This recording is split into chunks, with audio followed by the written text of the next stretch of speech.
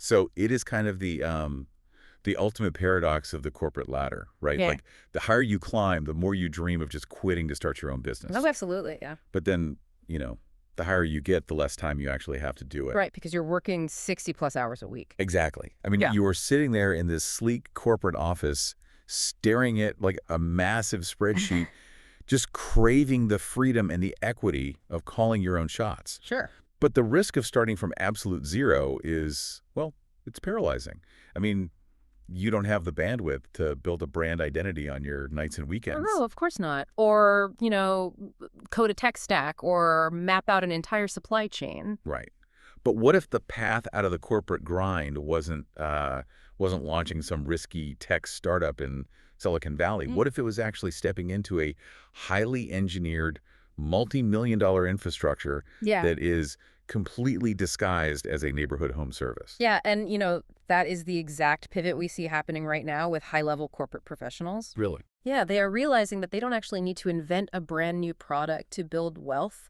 They just need to acquire a really sophisticated operational vehicle Yeah. because they have the capital, right? And they have the management experience, but they severely lack time. Right. Yeah. Time is the bottleneck. Exactly. So they are looking for these enterprise-level systems that have been applied to incredibly fragmented, traditionally, blue-collar industries.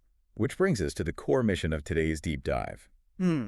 We are unpacking the actual mechanics of a modern home improvement franchise. Mm. And we are using a brand called Blingle as our masterclass example for this. The goal today is to really explore the franchise buyer's psychology, the underlying unit economics, and how a concept that you might assume is like highly seasonal has been mechanically Well, re-engineered, totally re-engineered. right, into this scalable year-round revenue engine. And we're looking at this specifically through the lens of a corporate professional or a semi-absentee investor looking for multi-unit growth. Yeah. So let's start by looking at the foundation of this business model, because the brand positioning here is entirely different from what most people picture when they hear the phrase lighting company. Well, yeah, because when you hear lighting, your brain immediately defaults to a very specific, honestly limited image. Like a guy on a roof. Exactly. You picture an independent contractor in a branded pickup truck, wrestling a huge ladder in the freezing weather, basically the hanging holiday lights for 6 weeks, Right. And then what? and then effectively closing up shop until next winter. Wow. Yeah. But to understand the mechanics of this particular franchise model, you really have to look at how they've systematically dismantled that stereotype. I mean, they haven't just added a few extra services. They have totally redefined the core product to eliminate that seasonal revenue cliff. Okay, let's unpack this, because the scope of their offerings is actually massive. Based on their 2 decades of experience in the lighting space, they have engineered a portfolio that includes permanent architectural lighting, landscape lighting, commercial lighting, and even high-end event lighting. Right. So they are actively targeting homeowner associations, corporate office parks, outdoor wedding venues, country clubs, and even like healthcare facilities. Which is huge. Yeah.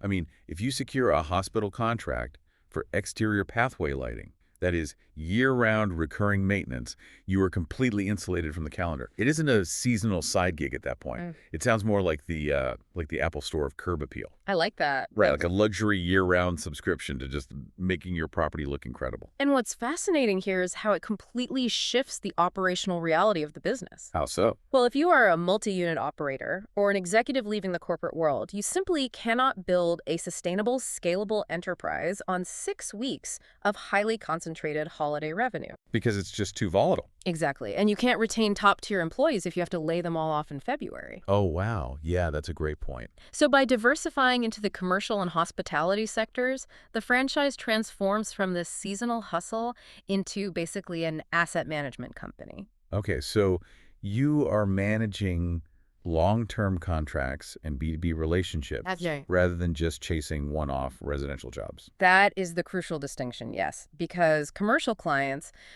they do not view lighting as a seasonal luxury.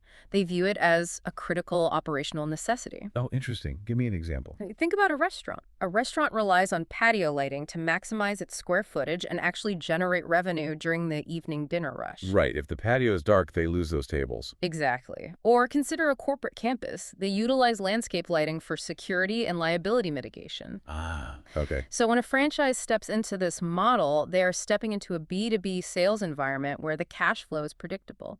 And for an investor, predictability is the metric that matters most. Because you can actually plan around it. Right. It allows you to forecast, hire, and expand into new territories with total confidence. But, you can't just slap a luxury price tag on a service and expect corporate clients or affluent homeowners to just blindly pay it. No, definitely not. If you are charging premium rates for year-round architectural lighting, the entire customer journey has to justify that cost from the very first interaction. Absolutely. And that actually brings us to the technology stack. The brand highlights what they call their guiding lights, which are basically their competitive advantages. Huh. They utilize high-end, energy-efficient LED products, a worry-free guarantee for post-installation support, and innovative visualization technology. Right. The tech is a big deal. But here's where it gets really interesting, because I want to push back on this a little bit. Okay, go for it. If I'm a local franchisee selling landscape lighting, do I actually need advanced augmented reality software to show a customer a digital rendering of their house first? Like, isn't an iPad rendering kind of overkill just for putting lights on a patio? Well, it sounds like overkill if you are evaluating the business from the perspective of a technician. Okay. But if you were evaluating it from the perspective of a CEO trying to scale a sales team, that software is the ultimate conversion mechanism. Wait, really? How does that work? Think about the mechanics of a high-ticket sale in the traditional home services industry. A contractor shows up at, say, a $2 million estate. Right. He points at the roofline, gestures toward the oak trees, and basically asks the homeowner to trust his vision. Yes, just trust me, it'll look great. Exactly. So the customer has to bridge the gap between their wallet and the contractor's imagination. And that creates massive friction. Oh, I see. And in consumer psychology, friction absolutely kills high-ticket sales. Because the homeowner is terrified of spending, like, $15,000 and hating the final result. The imagination gap basically creates buyer's remorse before the contract is even signed. Precisely. So the visualization software eliminates that imagination gap entirely. Okay. It uses augmented reality to map the exact lumen output, the color temperature, and the fixture placement right onto a high-definition photograph of the client's actual property. Wow. So you aren't selling an abstract concept, you are selling a literal luminous preview of their future home. Which fundamentally changes the role of the franchise owner then. Completely. Because if I am, transitioning out of a career in corporate finance, I probably don't have 20 years of lighting design experience. Right, you're a numbers person. Yeah, and I might not be a naturally charismatic closer. But with this software, the technology is doing the heavy lifting. I just need to know how to navigate the software interface with the client. Exactly. The technology standardizes the sales process across the entire franchise network. It removes the reliance on a single, star salesperson. Which is always a huge risk for small businesses. It's a massive risk. For a semi-absentee owner, this means you can hire individuals with great customer service skills and train them to use the software, rather than trying to recruit these unicorn sales professionals who demand massive base salaries. Oh, that makes so much sense. Yeah, the software builds instant trust and undeniable perceived value. It positions the local franchisee not as a contractor, but as a premium architectural firm.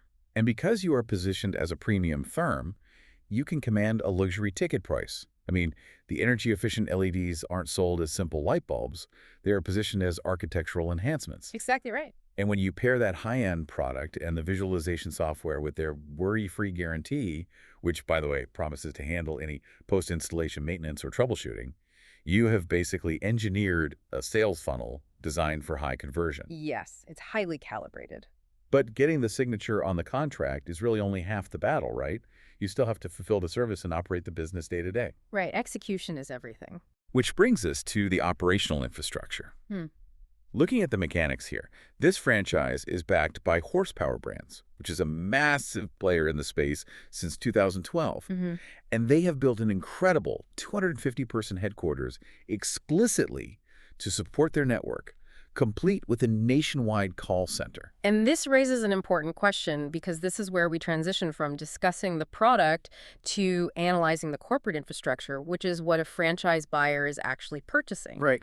When you invest in a model like this, you have to mentally separate the service being delivered from the engine that's running the business.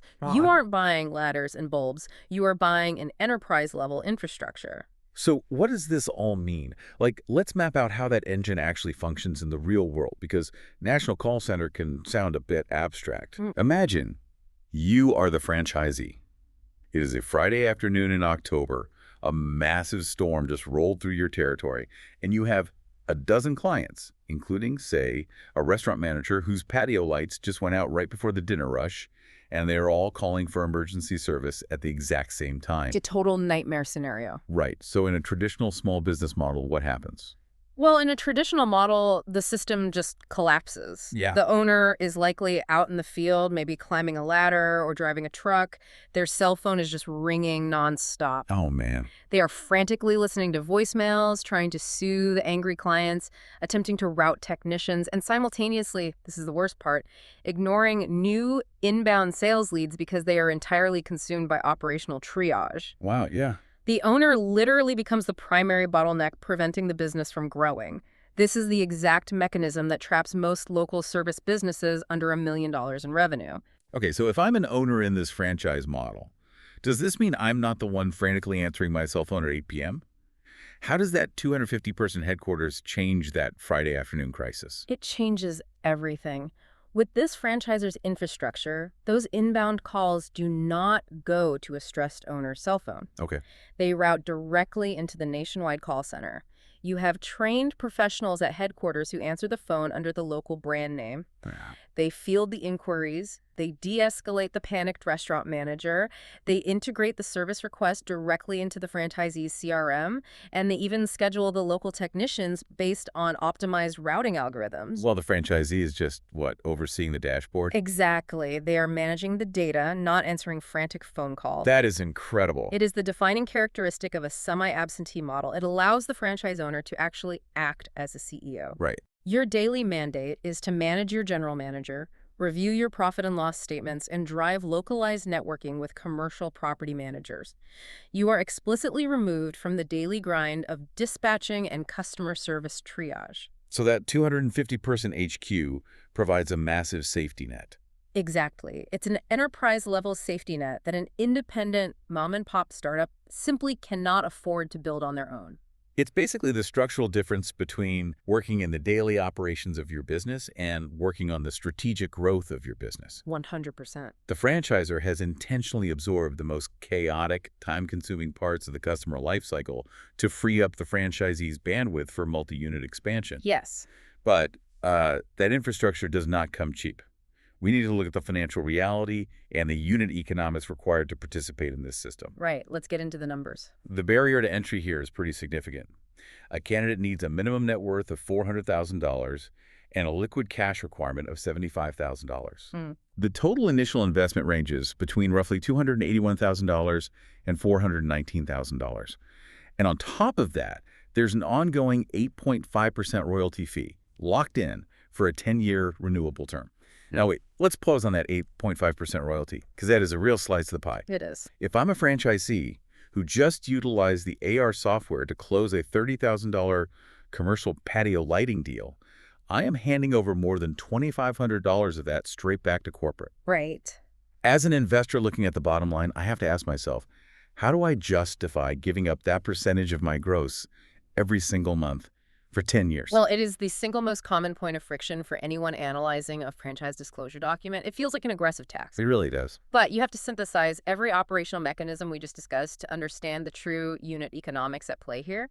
That 8.5% is not a tax. It is an outsourced payroll. Oh, I see. You are essentially renting a fractional C-suite. Exactly. Let's do the comparative math for a second. Okay. If you start an independent commercial lighting company, you retain 100% of your gross revenue. Sounds great on paper. Right. But to scale that independent company to the same level, you have to hire a full-time receptionist or a dedicated answering service to handle lead flow. True. You have to put a marketing agency on retainer to manage your digital footprint and SEO. You have to license expensive, clunky software suites for your CRM and dispatching. And pay for all the updates. Yes. And you have to spend hundreds of unbillable hours negotiating with overseas manufacturers to secure a reliable supply chain for premium LEDs. Oh, wow.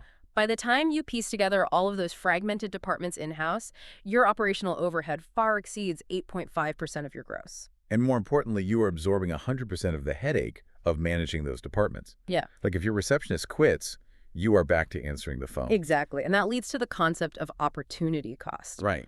If you miss one major commercial holiday lighting job because you were too busy dealing with a broken software integration or routing a technician, the lost revenue from that single missed contract likely covers your entire royalty obligation for the entire year. Wow. When you put it like that, it changes the perspective completely. Yeah, and for the target buyer of this franchise, someone leaving a lucrative corporate career or a multi-unit owner wanting to expand, they understand this math implicitly. Because they've lived it. Right. They are highly capitalized, but they are time poor. So they're actively trading capital for speed and infrastructure. They're buying back their time. I mean, they don't want to leave a 60-hour-a-week corporate job just to create a 70-hour-a-week job for themselves in the home services sector. Precisely. The royalty mitigates their risk of operational failure and massively accelerates their timeline to profitability. It ensures they are plugging into a machine that is already calibrated. Right. And that 10-year renewable term we mentioned, that is a 10-year runway to build tangible equity in a localized asset, backed by a national brand presence and a corporate marketing engine. It is a highly sophisticated, wealth-building vehicle that just happens to be disguised as a lighting company. Which really brings this entire analysis full circle.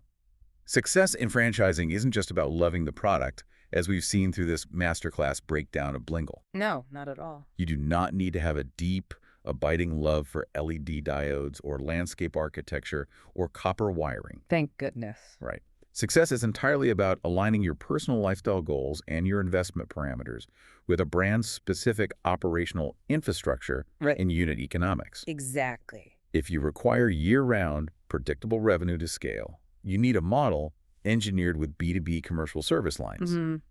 If you desire semi-absentee ownership so you can actually attend your kids' soccer games on a Saturday, well, you require a franchisor that has built a 250-person support net and a national call center to absorb the operational weight of the business. Because the product is just the widget. Yeah. The infrastructure is the actual business. Recognizing that distinction is what allows an investor to evaluate a franchise opportunity based on the journey it will provide, rather than getting distracted by the service it delivers. Wow, well said. And this particular infrastructure is highly engineered for a very specific type of executive driver. And as you think about your next move, consider this final concept for a second. Let's hear it. We have just spent this time deconstructing how high-end visualization technology, centralized call centers, and enterprise-level corporate support have completely revolutionized a traditionally simple, highly fragmented service like outdoor lighting. Right. If a brand can take the concept of hanging lights and systematically engineer it into a scalable, tech-driven asset management enterprise,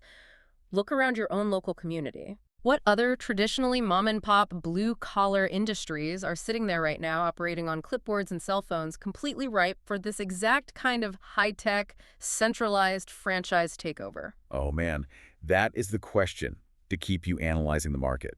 The next massive multi-unit opportunity might be a service you drive past every single day, just waiting for the right infrastructure to scale it.